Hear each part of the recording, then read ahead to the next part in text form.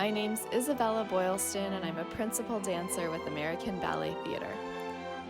This season would have been my 14th Met season with ABT.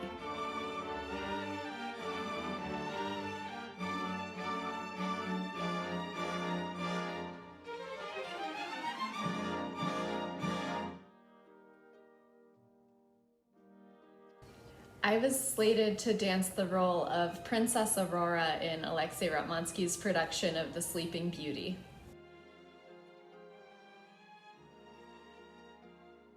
Okay, the plot of Sleeping Beauty, I think it's pretty straightforward. So Princess Aurora is born and then there's a big christening and all the fairies and royals are invited and they bestow gifts upon her, and so she has all these wonderful gifts. She's a very charmed little girl, and then Caraboss is furious, the evil fairy, is furious that she wasn't invited to the party, so she casts a spell that when Aurora is 16, she'll prick her finger on a spindle and die. And then the lilac fairy comes in and is like, no. She mitigates the curse and says that she'll actually just sleep for 100 years, or X amount of time until her true love finds her. And then cut to Aurora's 16th birthday, and lo and behold, there's a spindle. Not really sure why no one takes it away from her in time, but she pricks her finger, goes to sleep, and then I guess Prince Florestan, is that his name? I don't know, Prince somebody. He shows up. I think he has a vision. He has a vision, which is Act 2, and you have to do a really hard solo in his vision also. Not quite the peaceful, dreamy vision. And then he finds you, he kisses you, you wake up, and then it's love at first sight, and harmony is restored to the kingdom, and you forgive Caraboss because you're really very kind. And then there's a big party, and I think that's basically it.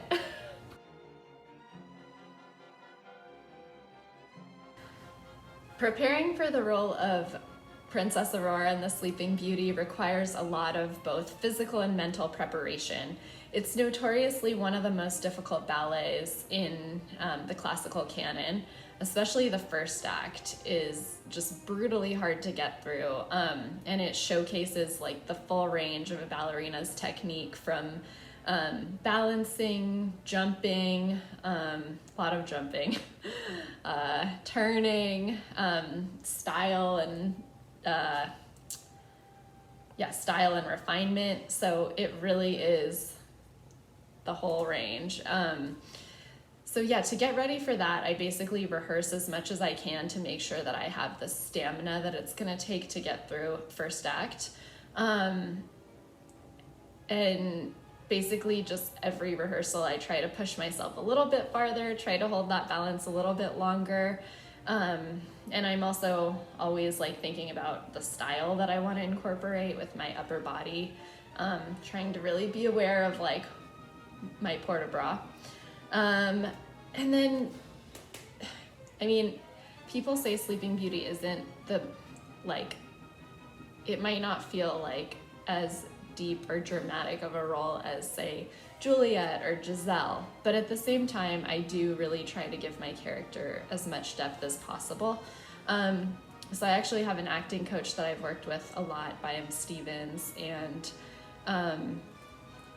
basically I just try to construct a backstory for Princess Aurora or any character, and just think about everything that she's experienced this far in her life that's brought her to this point, and then try to create an arc for my character throughout the ballet so that you're not just the same one note from beginning to end, but instead you have somewhere to grow to by the end. I also try to think about how I can use the steps to literally speak with my body.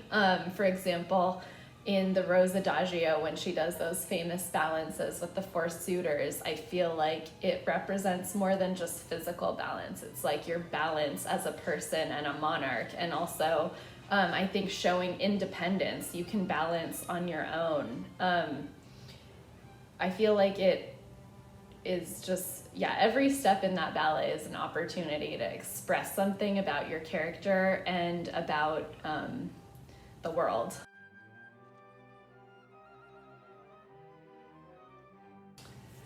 I've seen so many iconic Auroras, but I would have to say two of my main inspirations have been Margot Fonteyn, watching videos of her as Princess Aurora, just like the strength in her legs and also the precision with which she uses her upper body and just her general, like, I don't know what the best way to describe it is, but like her attack and her like a combination of like attack and poetry that she had and everything that she did. And then also my coach, Irina Kolpakova, she was one of the most legendary Auroras of all time. And so, I mean, I get to work with her every day in the studio and see exactly, she can still demonstrate everything so beautifully. So yeah, Irina's definitely one of my all-time favorite Auroras and all-around idols. I have so many amazing net season memories, but I think my favorite, I mean, I guess this is a general memory, but just all the time that I spent in my dressing room with my roommates Misty and Stella, just being backstage with the Corps de Ballet women, and I don't know, feeling that feeling of solidarity and sisterhood. I mean, also, I guess, okay, one more dancing memory. This past Met season, when I performed MANON for the first time, performing the third act pas de deux was a pretty extraordinary experience. Just like, it's so dark on stage and the orchestra was so like loud, and I could really feel the music like in every fiber of my body. So I think moments like those on stage, when you really like find your flow and you just like everything else melts away and it feels completely transcendent. Performances like those are unforgettable. My pre-show routine usually consists of eating pasta, like maybe like 4 hours before the show. And then I'll go back to my dressing room and take a nap, and then wake up, drink some coffee, go and find Jill, who does my hair and makeup. And then I'll just like put my headphones on and listen to music and get in the zone. I like to go on stage by myself, like as long as possible before the show. Like an hour before is perfect, and just basically like get comfortable and try to feel really at home on stage, and go through all my choreography to warm up, and then curtains up and showtime. So it's been obviously very sad to not be performing right now, but at the same time I'm healthy, I have a roof over my head, and so I'm very fortunate and can't complain. I've just been trying to stay in shape, working out in my kitchen, giving myself class, holding onto the kitchen sink as my bar.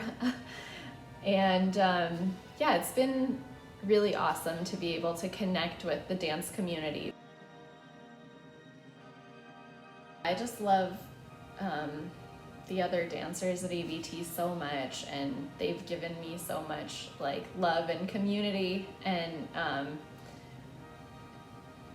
being able to share our lives both on stage and off has been like one of the richest things that dance has given me.